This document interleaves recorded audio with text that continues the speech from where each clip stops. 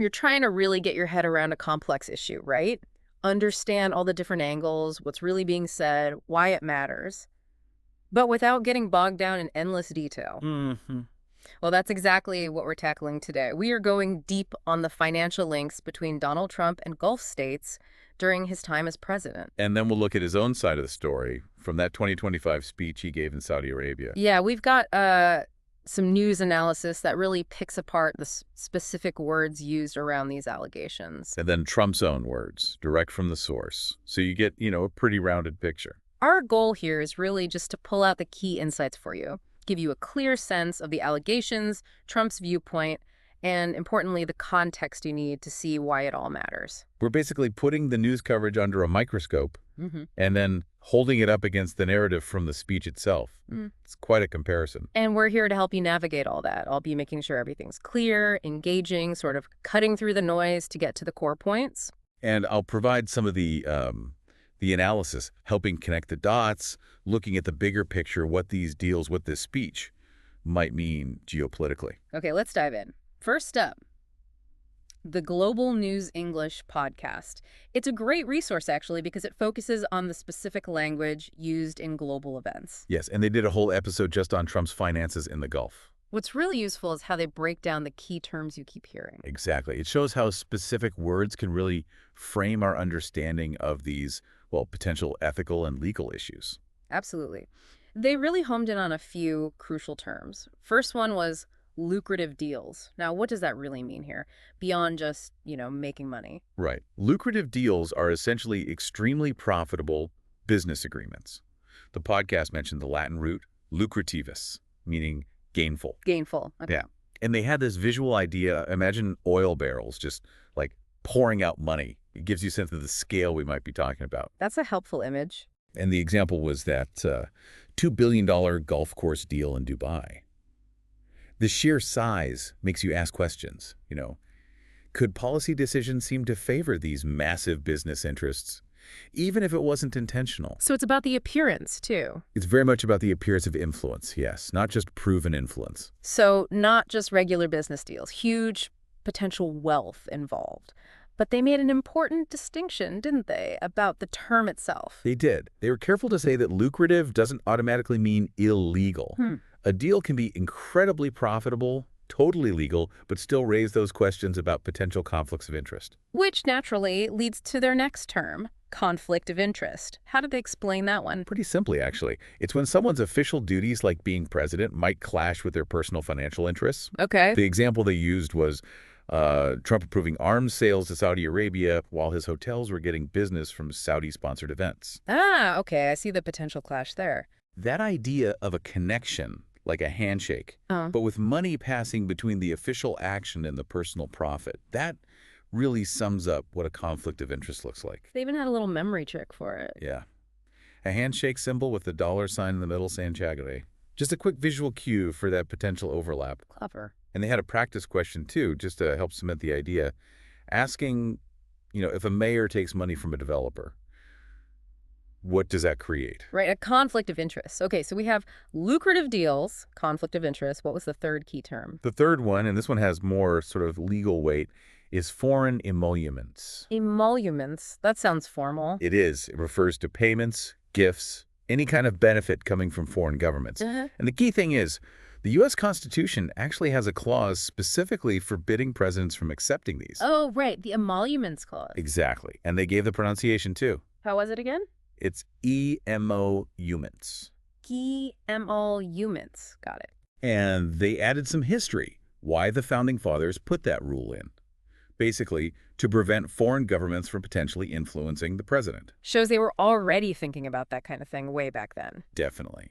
They took the risk of foreign sway very seriously. So understanding these three terms, lucrative deals, conflict of interest, foreign emoluments, is pretty fundamental to following this story. But the podcast went further, didn't it? They looked at how the media talks about these things. Yes, they analyzed common sentence structures. Patterns you see when allegations like these are reported. Like what? For instance, the structure. Sources allege that someone did something in the past. The example was, documents allege that Qatari officials funneled money through shell companies. Ah, allege. That's a key word. It is. or variations like whistleblowers claim something happened. Notice how this phrasing tells you the info comes from unnamed sources, and it's being presented as an allegation, not, a proven fact. That's really important for us as news consumers to pick up on how certain the information is presented as being. Absolutely. It signals the level of confirmation. And what about the language used to defend against these kinds of allegations? They highlighted common defensive phrases too. Things like, oh, that's just standard business practice, or everything was fully compliant with regulations, or this had absolutely no influence on policy decisions. Right, trying to normalize it. Exactly. The example was, Trump's lawyers maintained these were legitimate pre-election investments. These phrases aim to downplay any hint of impropriety. And then there's the wider ethical debate language. Yes, they looked at how arguments are framed. Mm. On one side, you hear things like, this sets a dangerous precedent, or it undermines public trust. Okay. And on the other side, counter-arguments like, well, without concrete evidence, or this is actually quite common among former officials. It shows you the different angles in the discussion. They even did a role play. That sounds like a good way to see it all in practice. It was pretty effective. They had Sarah act as a journalist asking about, say, a hypothetical $1 billion from Gulf states and how it might affect Middle East policy. And Adam played the spokesperson. Yes, playing Trump's spokesperson, using typical deflection techniques. What kind of deflections were suggested? Well, the source didn't list the exact tactics taught, but the scenario itself makes you think about them. Yeah. Maybe avoiding a direct answer. Yeah, or changing the subject. Or shifting focus to past achievements, questioning the journalist's motives, or just issuing a blanket denial without getting into specifics. Right. It forces you, the listener, to think, what wasn't answered here? What would I ask next? Precisely. It encourages that critical thinking about real-world press interactions. And they also brought in the cultural context, which is often missed but seems pretty vital here. Hugely important. They touched on how other leaders' foreign ties are viewed elsewhere, how Arab media might cover these visits differently, and they introduced the concept of wasta. Wasta, what's that exactly? Think of it as influence or leverage you get through personal connections, through your social standing. In Gulf business culture, it can be really important for making deals happen, for navigating the system. So understanding that helps explain how business might work differently there compared to, say, the US or Europe. Exactly. It adds another layer to how these relationships might form and function. They also posed an ethical question for people to chew on. They did. Should family members of leaders be allowed to conduct international business? And why or why not? It really makes you consider if those conflict of interest worries extend beyond the leader themselves. Yeah, that's a tricky one. And finally, a quick quiz. Just to recap, they asked about the constitutional clause, which we know now is the emoluments clause. Right. And they asked which phrase signals skepticism in reporting, which was allegedly received payments. Okay. So that global news English analysis gives us a really strong framework for understanding the language and the potential issues around Trump's Gulf finances. A very solid foundation. Now let's pivot to Trump's perspective. Let's look at that 2025 speech he gave in Saudi Arabia. Right. This gives us his direct take on the U.S.-Saudi relationship and what he sees as his major accomplishments, especially early in what he presented as his new term. He certainly kicked things off by emphasizing how important that relationship is. Oh, absolutely. Right at the start, thanking the Crown Prince, praising him and King Salman, highlighting the 80-year U.S.-Saudi partnership. He used some strong words, didn't he? He did. He said the relationship is closer, stronger, and more powerful than ever before, and declared it will remain that way.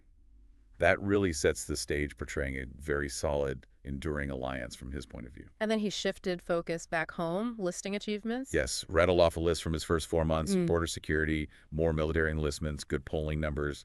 He also made some bigger claims. Right. Like renaming the Gulf of Mexico, which is notable, and claiming the greatest economy in the history of the world, citing low inflation and job growth. He talked about trade deals too, right? New ones? He did. Mentioned a new agreement with the UK and what he called a breakthrough agreement with China. Also talked about cutting regulations and boosting investment in the U.S. Now, these kinds of claims, especially about the economy or specific deals, often need a closer look, don't they, to see the full picture? Definitely. The specifics and the actual impact often require more scrutiny than you get in a single speech. And he directly addressed the military sales to Saudi Arabia. This ties right back to that lucrative deals discussion. He did. He highlighted the $142 billion in U.S. military equipment sales, calling it the largest ever. $142 billion. Wow. Yeah, and he mentioned big commercial deals, too, involving companies like Amazon, Oracle, AMD, Uber. The sheer size of these deals, both military and commercial, is exactly what fuels those debates about potential influence we talked about earlier. He also commented on the changes happening within the Arabian Peninsula itself. Yes, he spoke very positively about the transformation, the majestic skyscrapers, the development in Riyadh, Dubai, Abu Dhabi, Doha, Muscat. And how did he frame who was responsible for that? Interestingly, he credited the people of the region, stating explicitly it was not driven by Western interventionalists. That seems like a deliberate point, perhaps countering a common narrative about Western influence. He also brought up the Abraham Accords. That was a signature foreign policy item from his first term. Yes, he expressed a strong hope that Saudi Arabia would join them.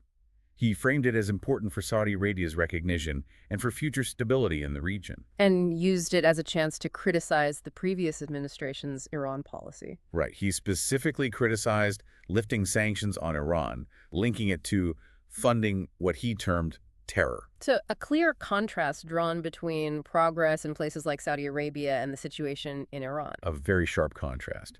He pointed to Iran's economic problems and its regional actions. While he offered Iran a potential new path, he coupled it with a threat of massive maximum pressure if they didn't change course. And reiterated his stance on nuclear weapons. Very firmly. Stated Iran will never have a nuclear weapon under his watch. The speech sounds like it covered quite a bit of ground, even beyond the Middle East. It really did. He mentioned trying to broker an India-Pakistan ceasefire using trade leverage.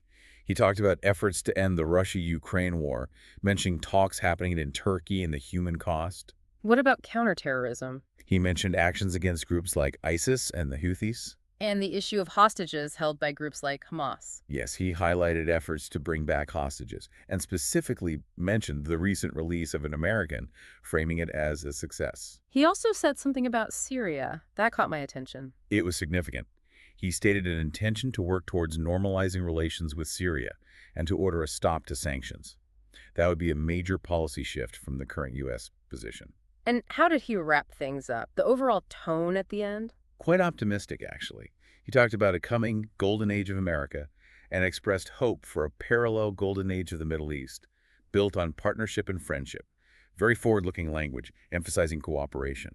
Okay, so we've examined the news analysis, the focus on language, potential conflicts, emoluments, and then we've heard Trump's own narrative from the Saudi speech focusing on alliance strength, achievements, regional vision. What are the main takeaways when you put these side by side? Well, the biggest thing is the stark difference in focus, isn't it? The news analysis, like from Global News English, is all about digging into potential ethical issues, the legal questions around lucrative deals, conflicts of interest, the emoluments clause. Right, it's scrutinizing the mechanics and the potential downside. Exactly. The language reflects that scrutiny, that inquiry. Trump's speech, though, it paints a picture of a strong, vital alliance, highlights claimed successes, outlines a vision for future partnership. It doesn't directly engage with those specific financial allegations being analyzed elsewhere. So one perspective is all about the potential ethical lines being crossed, the rules. While the other is about the perceived positive outcomes, the strategic relationship, the big picture benefits. Two very different ways of framing the same set of relationships and events. Precisely. One focuses on the what-ifs, the ethical boundaries. The other presents a narrative of success, mutual gain. Both are important pieces if you want to try and grasp the whole situation. So for you listening, wanting that quick but solid understanding, we hope this deep dive has given you that shortcut. The key context, the specific details, without feeling totally overwhelmed. Yeah, it really shows how different sources can emphasize different things, maybe downplay others. It just underscores how vital it is to look at multiple perspectives, especially on complex topics like this. Which brings us to a final thought for you to maybe ponder. When you consider the allegations about finances on one hand and Trump's own account of the relationships and achievements on the other, what factors do you think are most crucial when evaluating a leader's foreign financial ties? Yeah. How do you weigh the potential impact on policy? What role does transparency play? What about public trust? It's complex. There aren't always easy answers. But thinking about what principles should guide these relationships is important. Definitely worth reflecting on. Consider the different narratives, the potential motivations behind them, and what you believe matters most. Thanks for joining us for this deep dive.